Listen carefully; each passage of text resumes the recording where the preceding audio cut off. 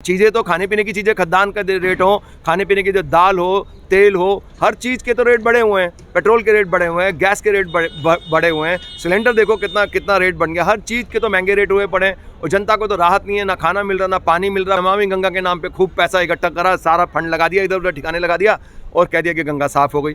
उन्होंने इन्वेस्ट किया हुआ है और जब सारी चीज़ें महंगी हैं, लोगों को दूध के भी रेट बढ़ गए अभी कुछ दिन पहले, है ना। लगातार चीज़ों के रेट बढ़ रहे हैं और ये सरकार के कंट्रोल में है ही नहीं। और अब सरकार बात करती है कि जनता को राहत देने वाला।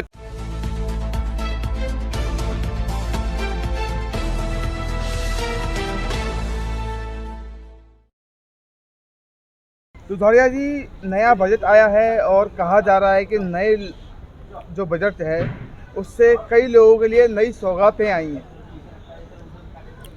किन के लिए आई है सौगात? गरीब मजदूर, कौन सी सौगात है ये?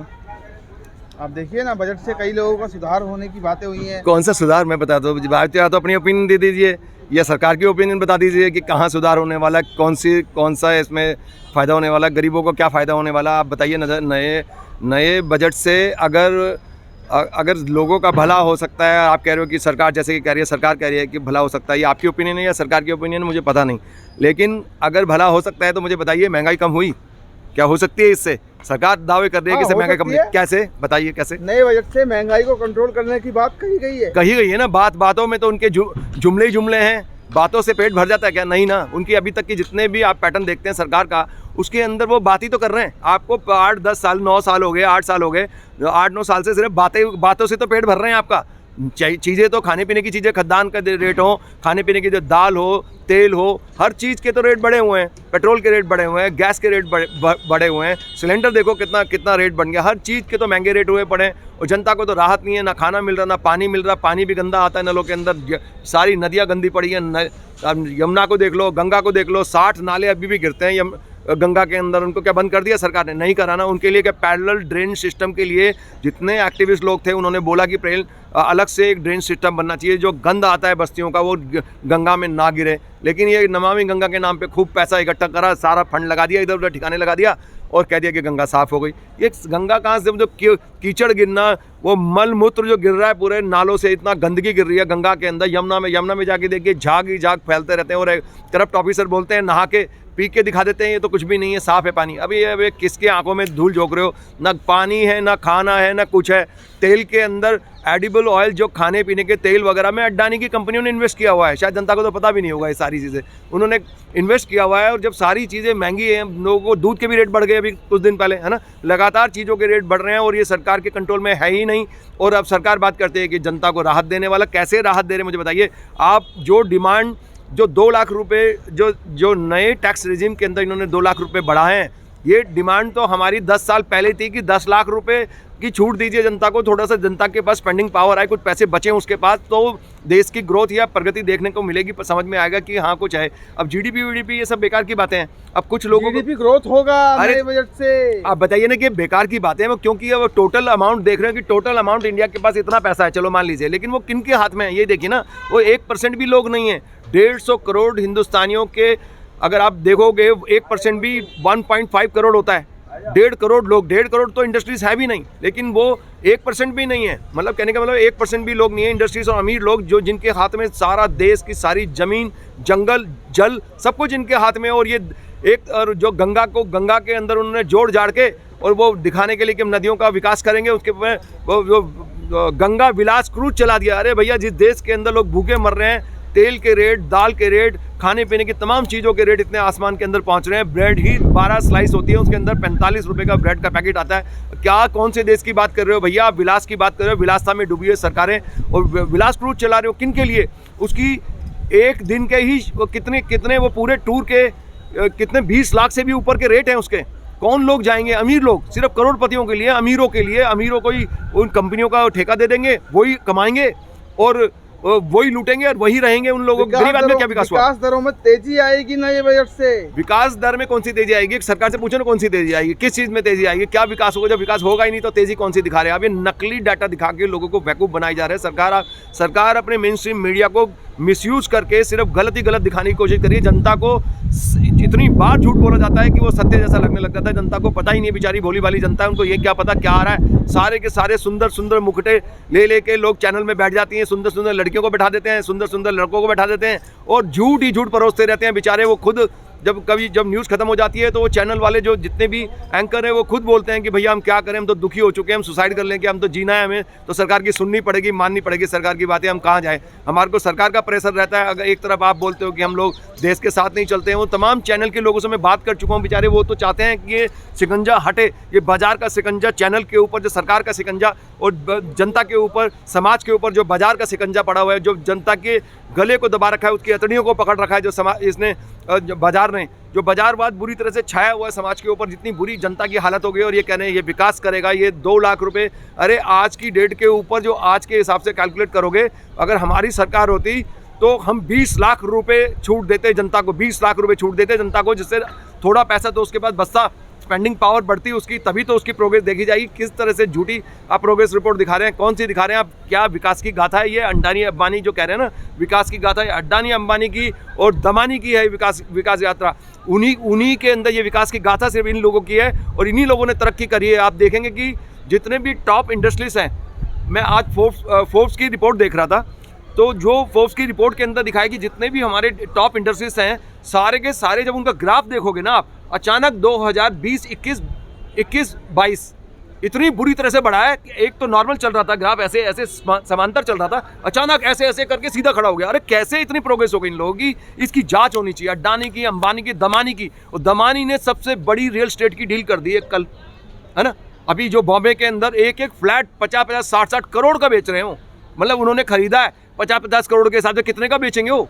सोचिए, एक फ्लैट, वो इतने सारे लग्जरी फ्लैट खरीदने, किन लोगों को बेचेंगे इतने? अभी इनके सबकी जांच होनी चाहिए। और सरकार के जितने भी प्रोजेक्ट लगे हैं, जितने हाइड्रो प्रोजेक्ट लगे हैं, न्यूक्लियर प्लांट्स लगे हैं, या कोई भी जो जनता के पैसे से लगाए जा रहे हैं, वो जनता का बेनिफिट बात की बात है, मिलेगा नहीं मिलेगा। जितने भी जो पब्लिक फंड आता है इनके पास इकट्ठा होता है, सारी जनता से टैक्स के रूप के अंदर जो फंड आता है, उसका मिस एप्रोप्रिएशन कैसे करा जाता है। This is biggest corruption story, scam, कि जनता के फंड को ठिकाने कैसे लगाए जाए। इसीलिए जो भी जितना बड़ा चोर होगा वो उतने बड़े बड़े प्रोजेक्ट लाएगा, जितनी बड़ी खाईवाड़ी करनी है, जितना बड़ा प्रोजेक्ट उतनी बड़ी खाईवाड़ी, उसमें खाईवाड़ी भी उतनी बड़ी होती है। तो इसलिए ये अब प्रोजेक्ट 1000 करोड़ में, 1000 करोड़ में नहीं, लाख करोड़ में लाते हैं कि जितना मोटा प्रोजेक्ट होगा उतनी मोटी खाईवाड़ी होगी। खा जाएंगे, पता कौन ला रहा, कौन पूछ रहा है, जंगल के अंदर मोर नाचा किसने देखा? ये सारे रोड बनाएंगे जंगल में। शायद नया बजट सुना नहीं है, महिला सशक्तिकरण को लेकर और शिक्षा उत्थान को लेकर के काफी कुछ नया रखा गया है। महिला सशक्तिकरण के बारे में ये जानते ही कुछ नहीं है। महिला सशक्तिकरण के आंकड़े ना नेशनल क्राइम ब्यूरो का डाटा है, जो भारत सरकार का, भारत का ही डाटा है नेशनल क्राइम ब्यूरो का। आप जाके गूगल कीजिए, उनकी साइट पे जाइए और देखिए साइट पे कि एक पूरे देश के अंदर 3,20,000 रेप्स होते हैं। वहाँ पे 32,000 का आंकड़ा आएगा गूगल के अंदर रेप्स का इंडिया के अंदर, लेकिन वो 10% भी नहीं होता, 10% भी FIR लॉस नहीं होती। ये सारे एक्सपर्ट पुलिस के भी और जितने भी कानून विशेषज्ञ सब बात ये मानते हैं कि हमारे देश के अंदर गरीबों की कोई सुनवाई नहीं होती है और ये 10% भी रिपोर्टेड नहीं होता है, FIR लॉस नहीं होती है। तो इसका मतलब अगर 10 से अगर 100% पे लाएंगे 10% को, तो 10 से उसको गुना करना पड़ेगा, मल्टीप्लाई करके, तब 100 पे लाएंगे आप उसको, तो ये पाएंगे कि 3,20,000 हो जाते हैं। वो 32,000 से 3,20,000 रेप्स होते हैं खाली। और टोटल जो क्राइम है वो 5,60,000, 56,000 का आंकड़ा है यूपी का। जो टॉप 10 जो स्टेट हैं उसके अंदर 4 बीजेपी के, टॉप पे यूपी है। जो यूपी ने योगी जी ने वादा करके कि हम महिलाओं को सुरक्षा देंगे और महिला सशक्तिकरण की बात कर रहे थे, महिलाओं को सुरक्षा की बात कर रहे थे, महिलाओं को लॉ एंड ऑर्डर की बात कर रहे थे कि हम महिलाओं का भला करेंगे, वहीं पे इतना क्राइम है। अब मुझे बताइए कि जो योगी जी बोलते हैं कि हमने क्राइम खत्म कर दिया, तो क्या आप सेलेक्टिवली मारेंगे क्या क्रिमिनल को? आप सेलेक्टिवली बुलडोजर चलाएंगे क्या? क्या आप एक धर्म के लोगों को मारेंगे और दूसरे धर्म को छोड़ देंगे? आप ये सोचते हैं कि एक धर्म को तो मार दिया हमने, बुलडोजर चला दिया, तो क्राइम खत्म हो गया क्या? आंकड़ा क्या बताता है? आंकड़ा ये बताता है कि क्राइम खत्म नहीं हुआ है, अभी भी यूपी टॉप में है। इसका मतलब है कि जो आपके गुंडे हैं वो तो शरीफ आदमी हो गए, दूसरे धर्म के गुंडे हैं तो उनको मार दो, तो मैं मारो, आप सबको मारो। मैं कहता हूं कि सबको मारो, लेकिन सबको बराबर मारो। सुनिए, लेकिन क्राइम, मैं उसी पे आ रहा हूं। आप बात कर रहे थे महिला सशक्तिकरण की, तब मैं बोल रहा हूं ये बात कि कहां क्राइम खत्म हो गया, मुझे बताइए ना। क्राइम खत्म नहीं हुआ है। महिला सशक्तिकरण कैसे हो जाएगा जब उनके रेप हो रहा है, उनके साथ जुल्म हो रहे हैं, इतने लाखों की संख्या में और इतने हाई लेवल के ऊपर उनके साथ में जुल्म हो रहा है। और आप कह रहे हो कि महिला सशक्तिकरण, कौन से सशक्तिकरण की मुझे बात कर रही है सरकार? किसके बारे में बात कर रही है? आपकी तरफ से बोला जा रहा है ये सरकार के आंकड़े हैं, आप आंकड़ों को देखिए ना, सच्चाई क्या है? ये देखिए ना, आप नए बजट को लेकर के मध्यम वर्ग के लोगों को टैक्स पे में काफी राहत मिली है। मैं बोल तो दिया कि वे 2 लाख रुपए छूट दिए इन्होंने एक्स्ट्रा, नए टैक्स रेजिम में दिए, पुराने टैक्स रेजिम में नहीं दिए, नए टैक्स रेजिम में दिए। और वो भी ये 10 साल पुरानी, क्या 20 साल पुराना आंकड़ा है। अच्छी बात है, आर्थिक व्यवस्था सुधरेगी। अरे भैया मैं बता दे रहा हूँ पत्रकार महोदय, ये 10 साल पहले, आज से 10 साल पहले 2012-13 में 11 के अंदर, तब हम बोल रहे थे सरकार को कि 10 लाख रुपए छूट दो जनता को, कि थोड़ी जनता तरक्की कर पाए, आम जनता भी तरक्की कर पाए, उसके बाद स्पेंडिंग पावर, कुछ पैसा तो बचे, खर्चों के अलावा कुछ तो फायदा हो उस जनता को। तो ये उस समय भी सरकारें नहीं मानी। और अब जब 10 साल पहले 10 लाख के लिए बोल रहे थे हम, आज की डेट पे 20 लाख की बात करनी चाहिए, 20 लाख की बजाय इन्होंने 2 लाख रुपए दिया।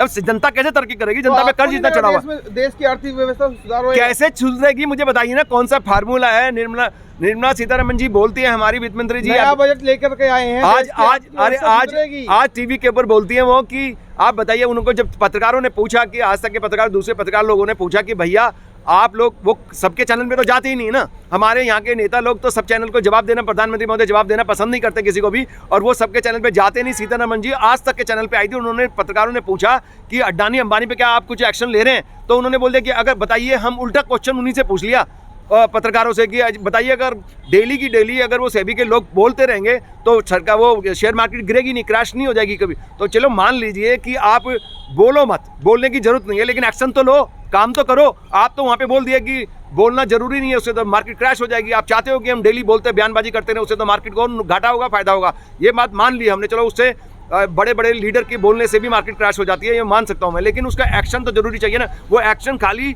अडानी के खिलाफ नहीं, अंबानी, दमानी, जितने भी जो गुजरात का मॉडल है, गुजरात का और उनके जो जितने भी जो इंडस्ट्रीज हैं, उन सब के खिलाफ, आधार पुणे वाला के खिलाफ भी एक्शन होना चाहिए कि उसने इतनी कमाई करी है, लंदन में बैठा है और एक हफ्ते का कितने लाख पाउंड देता है वो किराया, और इतना अमीर आदमी है साइरस पुणे वाला का लड़का जो है, और वो मोदी जी के साथ में तभी से जुड़ा हुआ है। जो क्लीन इंडिया कॉन्सेप्ट था वो भी उन्हीं का था, उनके दोस्त हैं पुराने, इनको फंड करा होगा। तो इतने सारे जो इंडस्ट्रीज लोग हैं, इनके प्रो, जो बीजेपी के प्रो हैं या कांग्रेस के प्रो हैं, मैं किसी की भी बात कर रहा हूँ, मैं सभी लोगों की बात कर रहा हूँ, बीजेपी हो, कांग्रेस हो, जो भी इंडस्ट्रीज गलत तरीके से कर रहा है, उनकी इन्वेस्टिगेशन होनी जरूर चाहिए।